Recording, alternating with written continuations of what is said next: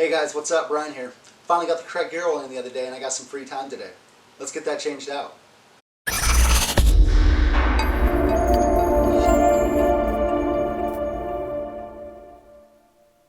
So if you watched my last video, you saw that I ordered in some gear oil and was sent the wrong one.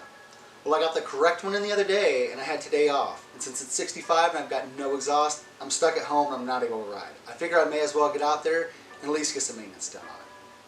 Now, changing the gear oil is something that you should be doing every 16,000 miles or 24 months.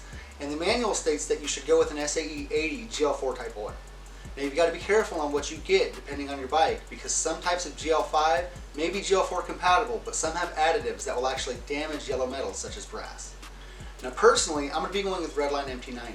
Now, this does state specifically on the back that it's not for high void gears, which the manual states the oil should be. I really like MT90 though, and I haven't had any problems running it on any of my bikes in the past.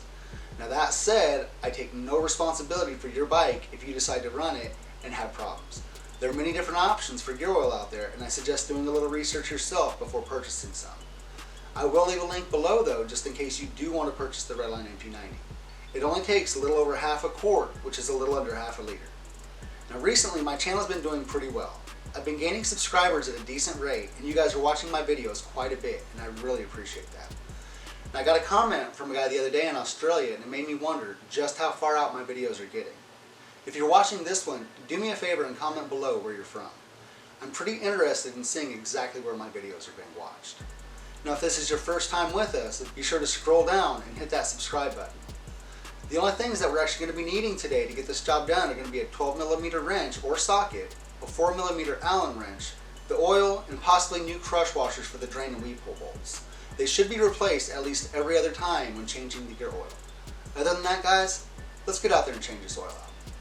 Now, as you can see, I've already removed my exhaust. I've actually gotten rid of it. I plan on upgrading this year to a Speedstar exhaust, and I figured while I've got this off, it's the perfect opportunity to get in here and change this gear oil so that I have nothing in my way.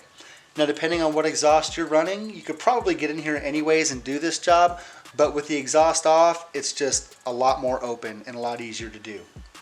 Now, the very first thing that we're actually going to do, and this is just my personal preference, is we're going to go ahead and take some foil and drape it over things so that we don't create any more messes than are necessary.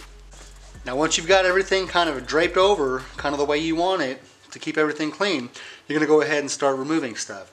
Now, the first thing we're going to actually go ahead and take off is this cap here. Now, you can use a flathead, but I don't recommend it personally. That gap is pretty wide, but if you'll just grab yourself a nice big washer, it'll go ahead and fit right in there, and you can go ahead and just unscrew that way. Now, if you do need a little extra force, you can go ahead and take just a regular wrench, stick it in that hole, and just kind of use it to kind of help you out. Now, once you go ahead and got that loose, go ahead and take it out all the way. And this is actually going to be your filler cap, so you don't have to worry about anything coming out or nothing like that on this one. Now, once you get that off, there's actually an O-ring that sits inside there, and you want to make sure that that's actually still in good condition and everything. Now, from there, we're going to go ahead and remove our 12mm bolt here, and that's actually our drain plug. So make sure that you're ready with something to catch the oil, because it's going to start coming out.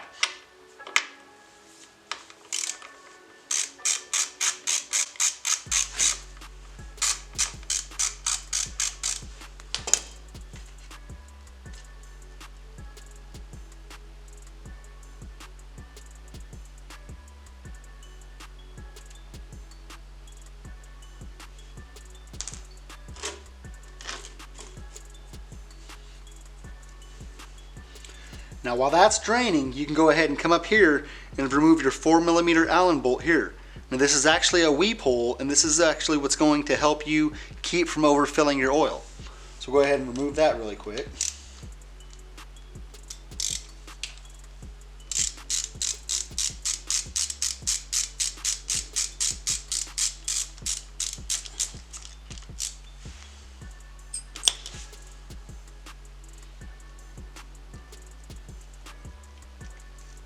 Kind of set that to the side for now, and we'll go ahead and just let this drain. Now, it's important to go ahead and make sure that your bike is level when you're doing this also, not only so that everything drains out, but also so that when you're filling it, this weep hole allows anything that's overfilled to drain back out as well. Now once you've given it just a little bit of time and let everything drain out of there, you're ready to go ahead and start refilling it. So the first thing, you're going to go ahead and take your bolt, go ahead and stick it back in. And if you had to replace that washer, make sure you do that. Go ahead and stick that in, screw it down.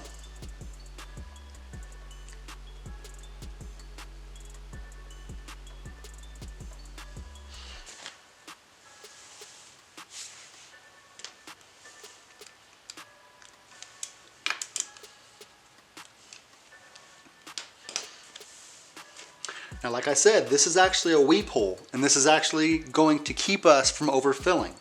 So what we're going to do is we're going to go ahead and take, like I said, it takes a little bit over a half a quart. So we're going to go ahead and dump a little over half a quart in here, and if it's overfilled, it's going to fall out of this. So we want to make sure that we have something down below to catch anything that might come out. All right, go ahead and fill it up.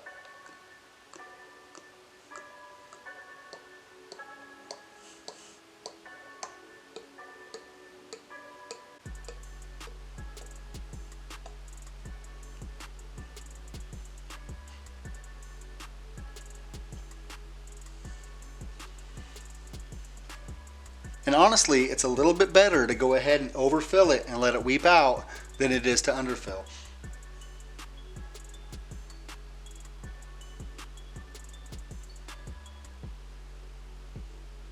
Now I'm purposely going to overfill it to kind of show you guys what I mean. Now you can see it's actually popping right back out of that weep hole. Now we'll go ahead and let this finish draining out, and when we think it's done, we'll go ahead and wipe everything clean, give it another minute, make sure that nothing else is coming out, and as long as it's below that line, we're good to go ahead, put our weep hole bolt back in, put our cap back on, and we're set. Now of course this gear oil is very thick, so if you do overfill it, you may just want to walk away for 30 minutes, 45 minutes, give it that chance to kind of drain out, and then go ahead and come back and check it then. Now once you do think you've given it enough time, like I said, go ahead and take it, clean it up really well, wipe everything down, make sure that nothing else is leaking out. You'll want to go ahead and reinstall your bolt. Now you do have a washer on that as well, so you want to make sure that that's still in good shape before you reinstall it. Now as long as everything's good to go on that, you go ahead and go ahead and reinstall that bolt. Now from there, you're good to go ahead and reinstall your cap.